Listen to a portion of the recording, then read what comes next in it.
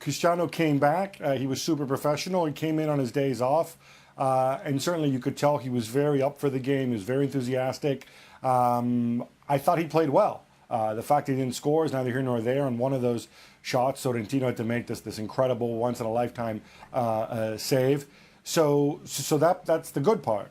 I think the question mark going forward, and it's not going to be a problem against most teams because Juve will overpower them, is what is Allegri's best 11? What is the 11 that he turns to for big games? And where does Cristiano fit? I personally didn't like the way he set up for the first hour or so with Cristiano playing as a center forward with the two wingers. I thought he did a lot better when he started out on the left wing after Mario Mandzukic came on, in some ways replicating what he had at Real Madrid. But of course, the big problem is Juventus only have one center forward, and it's Mandzukic, and he's 32 years old, and he's coming after obviously a long World Cup and whatnot. So that might be the one question mark conundrum that Allegri has to solve. What do you think, Ali, about Gab's thoughts on the centre-forward situation? That 4-3-3 is what those Juventus fans seem to think would work really well on paper. The first thing was really odd to see Cristiano Ronaldo in a different uniform. And that feeling of you expect to see him with Real Madrid, you expect to see him with Manchester United, now he's with Juventus. And so it takes some getting used to. In terms of getting used to the way that the team plays, you see a Juventus team in this particular game against Chievo Verona where Cuadrado and Douglas Costa were getting on each other's way. And they didn't feel also comfortable in kind of rotating around whatever Cristiano Ronaldo was going to do. The freedom that Cristiano Ronaldo had at Real Madrid, everybody kind of knew that, all right, he starts on the left, but he's going to end up in the middle inside the 18-yard box, getting on the end of crosses.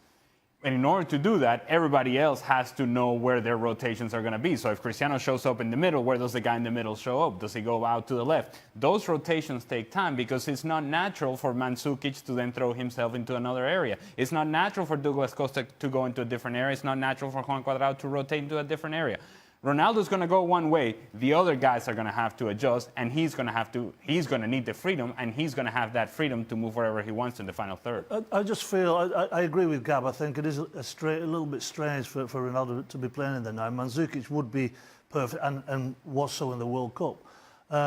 I just wonder if they could play a false nine because they've got so much talent in that forward area, and there's no doubt that Cristiano, with his back to play, as the focal point for the attack, maybe it's not the best way to use him. And coming off the wing and with his movement, with his runs, very deceptive. So maybe they could go with a false nine, but I think with the talent that's at Allegri's disposal, there's no doubt that he will get it sorted out. Mario Balotelli is happy to stay for a third year. Julien, what do you make of this? Now playing for Patrick Vieira, of course he didn't turn up to training at the start of the summer, but it appears that the market is rather cold for a return for Super Mario to Serie A.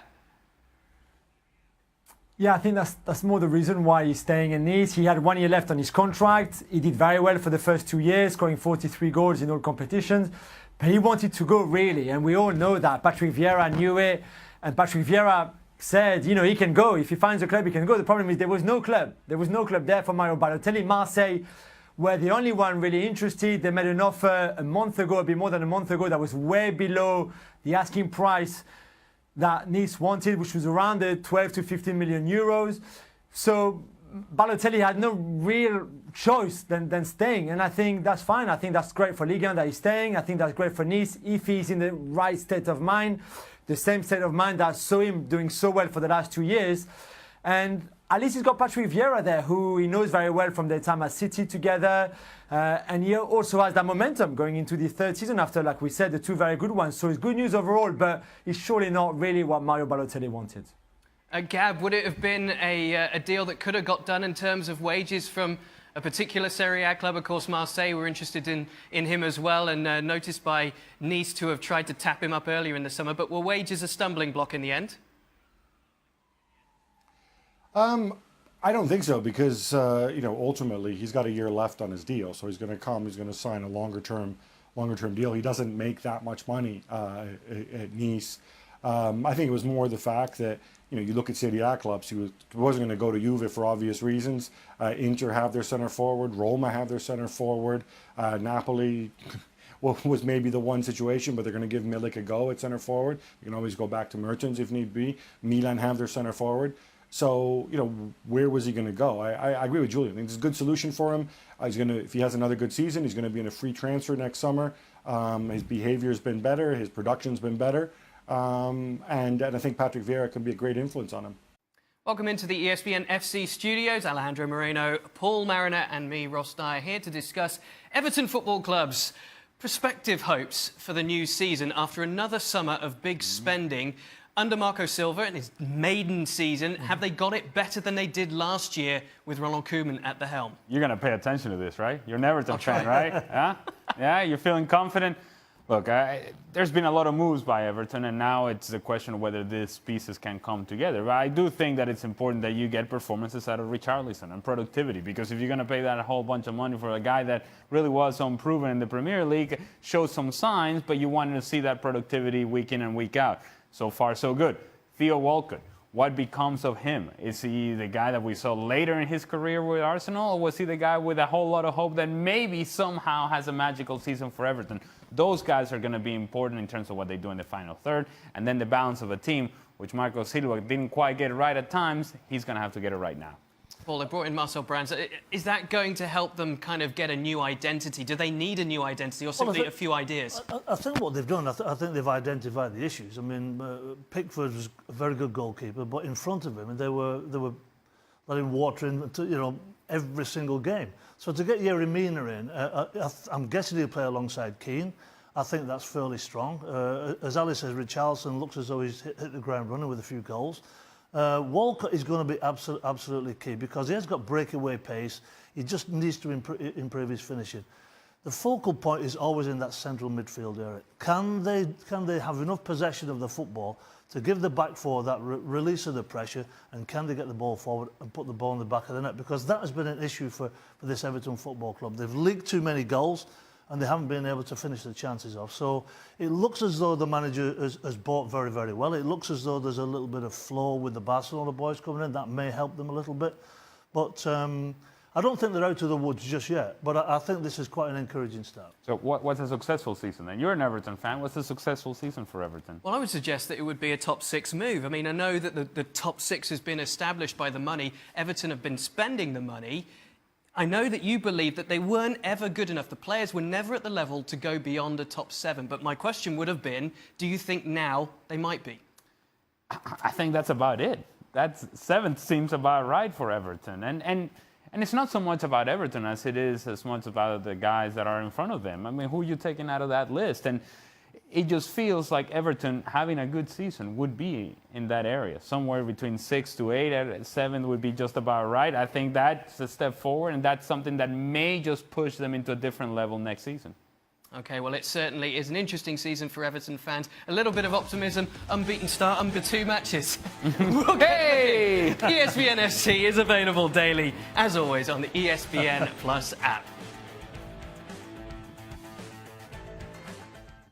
Gab, state the case for this expansion internationally by La Liga.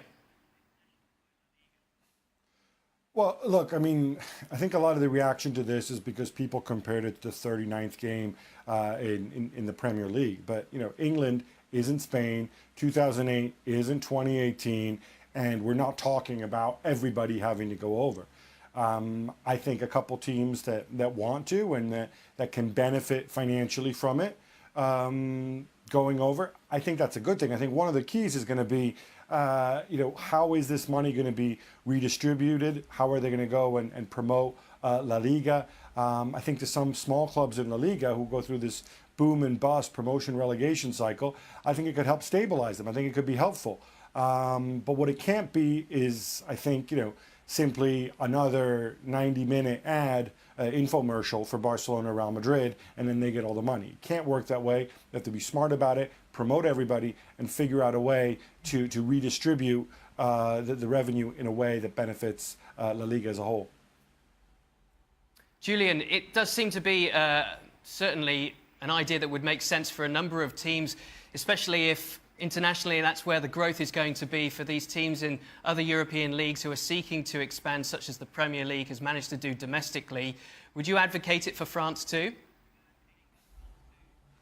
Yeah, I mean, it's not my thing. It's not my cup of tea. I'm a bit struggling to understand really why some clubs will want to do that. However, I get Gab's points, and I think Ligue 1 and especially a club like PSG, for example, will be very keen on doing something like that. It's a way of developing their brand. It's some sort of exposure, huge exposure. That's why they go, to the US, for example, for their preseason. That's why they go to China for their French Community Shield before the season between PSG and Monaco this year. But they also went to Canada or to North Africa or to Southeast Asia. So, I can see the appeal. It's not my thing, but I can see why Ligue 1 would be very keen on doing that as well. And a club like PSG, for example, would see a lot of benefit into doing it. Welcome into extra time, Ali Moreno, Paul Mariner. You forget my name? No? Yeah, you kind of did. Sorry. Alejandro Moreno, Paul Mariner. Out of sight, out of mind. So you have a holiday? Yeah, that's it. Salzburg. That's where you were, right? Munich and Salzburg. See, I brought two countries over there? together. So who's that was Salzburg. Who's your team, Bayern Munich or Salzburg? No, Salzburg. Oh, I like that. Well, 0-0 today, the Champions League. good result. Away from home. Rubbish. Take it. No away goal. Talked about that.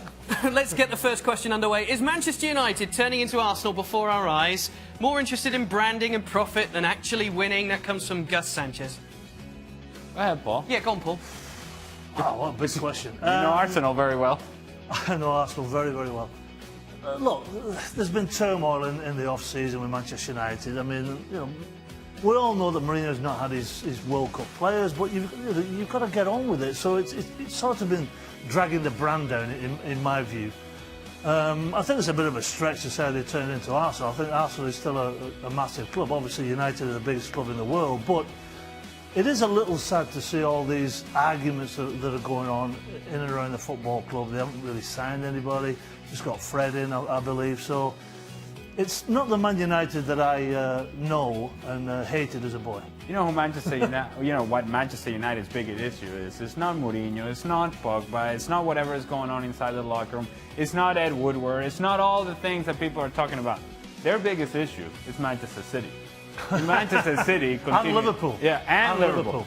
Manchester City in particular, they are separating themselves from the rest, and they're miles ahead of Manchester United at this point. And so, while they can focus on all the things that are going in-house, Manchester City continues to do what they do. They look good doing it, with style, I think, winning, entertaining, and producing. Yeah, I mean, Gus's question, when you think about what Liverpool have done, I mean, the rival, if you go back in the annals of football history, the rivalry between... You can go far back. I go way, way back.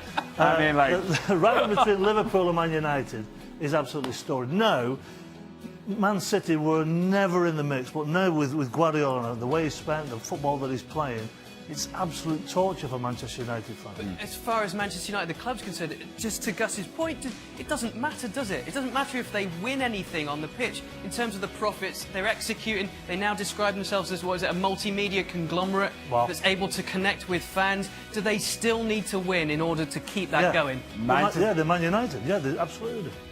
I think the standard set by the history of success of Manchester United demands from the manager, the players, and everybody else involved with the team that they win, yes.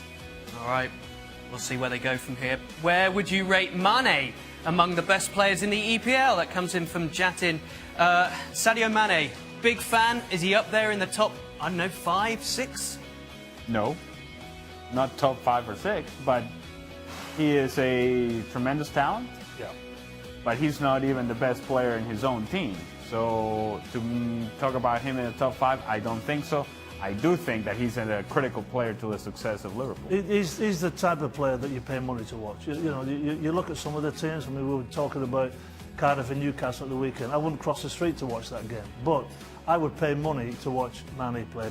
Particularly the relationship that Firmino and Salah, that front three has together. Didn't play particularly well at the weekend, but it didn't really matter. They still have incredible talents. I think Mane, I'm not quite sure that he knows how good he is. I mean, because when he gets the ball at his feet and he can drive by people, makes it look so easy. I think it's fantastic. In order to make that jump to what you just call the top 5, I think his finishing has to become more consistent because he puts himself in a lot of good positions. He's got to finish those chances and be as productive as some of the other players that you perhaps are talking about. Do you sometimes get a player like that when you say he's a player who's critical to Liverpool, but not in the top 5 or 6 in terms of what we think of EPL strikers or the best Well, of you the can- EPL. I mean- you can have some team players and some individual players. Some don't get the credit. But then what about Sterling at Manchester City? I mean, we've criticised his finishing. I don't think he's a pure finisher, but he's absolutely key to what Manchester City do. I mean, look, they've got a lot of key players, don't get me wrong. But Raheem Sterling puts himself into fantastic positions and is unable to finish. If he could put the ball in the back of the net on a regular basis, he'd be an absolute superstar. I'd love to put the ball in the back of the net on a regular basis as a footballer, but I've got no chance of becoming a professional footballer, never did. Usain Bolt, though, commences training with the Central Coast Mariners of the A-League, and Kartik wants to know, what is the chance of him becoming a professional? Well, from what we've seen of the little run out that he had in Germany and the little run out that he's had in various other spots, it's not looking too well for the big man. Apparently he's gone in there not fit by his own admission, which is a stupid thing to do when you're going in for a trial. He looks a little bit sluggish. His feet are not as quick as we would hope. So I think it's going to be a big struggle for him. I mean, look, I'm glad that you're evaluating this and breaking it down and actually giving it the treatment that it deserves, apparently. well, look, I was just about to end. It seems as though it's a publicity stunt. And the thing is, when you go into a trial, I don't know if you've ever been on trial, but you need to go. Are you talking I've right? been on trial. Yeah, well, there you go. So you've got to go in flying. You've got to go in 100% fit. You can't go in half-hearted, can you? Like I said, I had a trial and had no chance. What was the trial? County schools. Oh, school football. You couldn't get in the team. County schools. And how was it? It was good. I scored twice in 10 minutes and didn't get a look in. Oh, Yeah. Also controversy. Also Controversy. They never went for small players. there some before bias? before the craze. I see. Was the bias with the selection committee? Definitely. So it's what might have been for you then. I think the team was picked. Yeah? And they held the trial as sort of more of a what show did you play? trial. What did you play? What position? Left midfield. Oh, But they stuck me up front. I thought you were right-footed. Yes. but you like to cut inside. I'd like for to a cut shot. inside. Oh, Pace. What do they call it? You must have been quick. I had pace. I had a little bit Nick Barmby, a little bit Peter Beardsley. Oh. There you go. Nick Barmby, pace. Yeah, no, You- nowhere near the quality. Just Hang on, that was the hang style on. that I tried to play. Have a YouTube on Nick Barmby, see how quick he was. Calm down, he was not quick. Well, it was quicker than me. Beasley, very decent. so you had a chance. You Blew my a chance. It's what might have been, you know. Make sure you check out the show Don't let every people day keep you down, for Ross. more pearls of wisdom like that. ESPN FC available on ESPN Plus. You could have been huge. He's had a new lease on life. Wayne Rooney's arrival in MLS has breathed new life into the league, certainly new life into DC United, who've gone from perennial outsiders to now very much being in the playoff mix, Paul. It's been a long time coming for them, but can you explain exactly what he's done for the team? Simplicity. It really is as simple as that. I had a word with Ben Olsen after the game at the weekend, and I said, it's fantastic that you've turned it around. He said, it's all down to Wayne. I said, well, why is that then? He said, his training ethic, his work ethic, the simple 1 and 2 touch passing that he does, and the engagement of the likes of Acosta, that plays 10 underneath. Ariola's bought into it, Assad's bought into it. They've got Bill Hamid in goal, Birnbaum and Opari, the 2 central defenders, and Knaus, who's the holding midfield player. Right down the spine of that team, they've got a lot of buy-in. And one of the I talk about simplicity as far as football's concerned. But when the ball goes into your number 9, and he played somewhat he played a 9, but somewhat of a false 9 on Sunday. But when they were in build-up, he was always available, and they knew that ball was sticking. So therefore, when the ball sticks, and he's not going to give the ball away, they can then play an expansive game, and that's exactly what they did. The full-backs were going forward, players were going beyond. Acosta and Rooney have got this. It's an uncanny little telepathy that they have together. They know where each other is. They play little 1 and 2 touch football with them. And so therefore the team is flourishing. But it's all down to Wayne's attitude, his simplicity in training and simplicity in as a tactical side. Ben also said to me, he said, I said, how did you bring him around? And how, he said, I didn't have to bring him around. He said, you're the coach, you do the tactics, and wherever you play me, I'll try and make it work for you. That's fantastic. It is. Do you think it will last? Yeah, I do. I think the camaraderie. They've got Stevie came off the bench, who's a good, strong player, so they've got strength on the bench as well. But the way that they played, the way that they're very solid defensively and the way that they attack. I'm not saying it's Atlanta-esque, but it's not far off. They have got some pace in attack and they're very solid defensively. It was a joy to watch them play. I mean, obviously I was working for the New England Revolution, so it was a bit painful. But as far as watching DC's resurgence, it was, and particularly seeing an Englishman do so well, it was terrific. Yep, certainly after the year he had last season and what he's doing coming into the league with a lot of expectation on his shoulders, a lot of cynics out there as well. Wayne Rooney at the moment certainly delivering on all fronts. It's time to take another look at the world of the transfer rater. And Paul Mariner is here to give us his judgment on these particular rumours doing the rounds at the moment as the transfer window comes to a close. Paul, yeah. It's hotting up very nicely indeed. Is it hotting up enough, though, to send Alonso, a recognised left-back starter at Chelsea, to Real Madrid? Look, he started his career at Real Madrid. I understand maybe he wants to go back and all that sort of sob-story stuff. But in Sarri's system, I think he's in a perfect position. I mean, we saw him at the weekend, assist and a goal. He likes to get forward. He has got quality with that left foot. Does he want to go as an understudy? Because that's what he'd be. He'd be an understudy. Okay, he'd be going back home. But I just can't see it. I don't think Emerson's ready to come in and fill that void if Alonso goes. So, Ross, I'm going to say this is a miss. Even if it were to Atletico Madrid, maybe. Maybe, I don't know. Yeah, maybe. Not for Chelsea, perhaps. Rakitic or Busquets? From Barcelona's midfield No. to Paris Saint-Germain. I just cannot say that. I don't know why would Barcelona, they've lost Iniesta, why would they want to blow up that midfield? They work so well together. Yes, they've made some additions, with some quality additions, but these guys are going to play. Rakitic was fantastic in the World Cup. Busquets, we know that he does week in, week out. He's so consistent with his football. So unless there's something bubbling under the scenes that we don't really know about. Possibly with Rabiot going the other way. Well, that's the only reason that I would never let any of those players go. I'm sorry, they're both misses for me. All right, okay, we'll take those. Another Barca man who may be more on the fringes than those two, Paco Alcácer to Borussia Dortmund. I can say this, Dortmund have been throwing money out like there's no tomorrow. Look, he's a bit part player. Yes, he's been playing pre-season for Barcelona, but he's a bit part player. There's, where is he going to fit in? For me, he's not going to fit in. So if Barca can create some funds and get some money, some decent money, I think, from Dortmund, I'm going to say, he'll be playing every week. Okay. That'll be it. Ruben Loftus-Cheek could leave on loan yet again. And I think it's the best for him. You look at the way that Sarri's setting up. He wants to play the high press. He wants to press with five. Who's he going to oust? Pedro, Hazard, Kante, maybe Barkley. But other players can come in and fill in that void for Barkley if he's not selected. I think this would be fantastic if he goes back to Palace. I'd like to see him go back to Roy Hodgson. They have an affinity with each other. Ex-England manager Roy has gone on the record and saying, look, this guy's a really top player. Loves playing for Palace, blah, blah, blah. So it's just down the road. It's not too inconvenient for him. For his development, I'm going to say yes. All right. So those are the thoughts of Paul into the final 10 days of the transfer window around Europe. Of course, loan deals still possible for players to leave, of course, at the English Premier League teams as well, but they can't buy anyone in. That's what we've got for you at the moment. Check back very soon indeed. We'll have some more on the transfer rater. It's not been the dream start, it's fair to say, for Arsenal under Unai Emery, replacing Arsene Wenger, of course, in the summer. But is it a little too soon to judge them, Paul Mariner? Two difficult games? No. Manchester City, Chelsea? They're difficult games, but it's the Arsenal.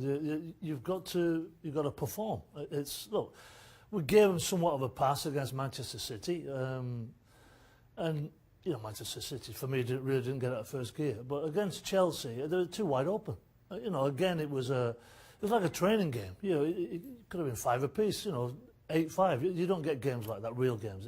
It shouldn't happen like that. It's been not so long that he's had them over the summer, but long enough for you, I'd imagine, to have made an impact. But is it stuff that can be fixed quickly if he gets the starting 11 right? Well, these guys are professional players. They're experienced players, and they can take in information very, very quickly. For me, what I do, I always look at the players at my disposal, and then I fit the system to the players. This is a 4-3-1-2. I'd play Aubameyang and Lacazette through the middle as a dual threat. I'd play Ozil in the 10 role as a true number 10. He'd have certain defensive duties, absolutely. But it's not that difficult to work out. What you do with this system, Ross, is rather than bomb both fullbacks on at the same time, it's a little bit off balance, off kilter. So Bellerin will go and Monreal will come inside and be the protector in front. And then you've still got, 6 players attacking. So you've got numbers forward, you've got, if Lacazette comes short for the ball to feet, then Aubameyang will make the flat run in with his pace and nobody's going to catch him. So it's a totally different way of playing. He can still build from the back and can still do all those wonderful things that he wants to do. But as far as an attacking threat with defensive qualities and capability, I make that a better system with those players. Your words of advice for Unai Emery then, you think he's got to be a bit more flexible and adapt to what he's got? Absolutely. I think as a coach, and I've been part of a coaching crew that has been absolutely focused on one system. We will build from the back, we will do certain things, and you end up losing games. You put players in uncomfortable situations. You want to put your players in the comfortable situation so they can thrive. So they're looking forward to the game, so they know what the patterns of play are, and they can function. If you look at some of the play that I've seen against City and Chelsea, when they're in possession, they are so wide open to the counter. You can't play in the Premier League like that. You'll get absolutely annihilated. They've already shipped in 5 goals. It could have been way more. But, they've got some decent games coming up. They've got West Ham next week. They've got, is it Cardiff coming up? Yeah, before the so, international. yeah, so they've got games that can help. But I'm not... The thing is about the system is, if you've got intelligent players, which if you look at that, the experienced international football, you can pick this up in a week quite easily.